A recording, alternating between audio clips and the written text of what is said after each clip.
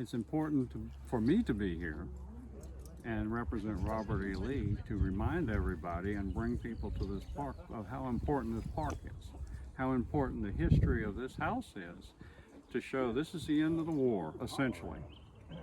As General Grant said earlier, it wasn't the end of the war as far as surrenders, but when I, as Lee, surrendered my army here, as soon as the other armies heard that I had surrendered, they surrendered. When we came here, and as General Grant so eloquently says, stop the killing, all those soldiers of mine that were over that way on the other side of the courthouse all got to go home alive.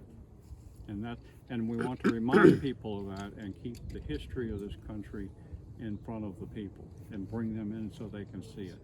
People need to embrace what happened here. They need to embrace the end of the war.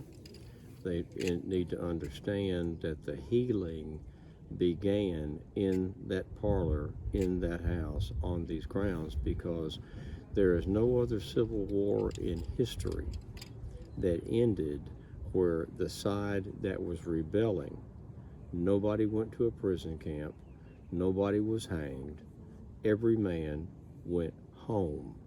The healing truly began in that parlor on these grounds. That's why this place specifically, and our history in general, is and are so critically important to all of us as we live our lives as American citizens. The original surrender date of April 9th of 1865 was on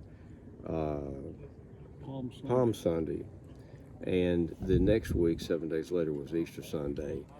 Falling on Easter Sunday gives, to me, it gives a religious aura to what took place here, a God and man rejoining to stop the killing, stop the strife, and bring our country together. And there is no better day than the day of resurrection to observe and celebrate the end of a war and the beginning of a country reuniting and beginning peace.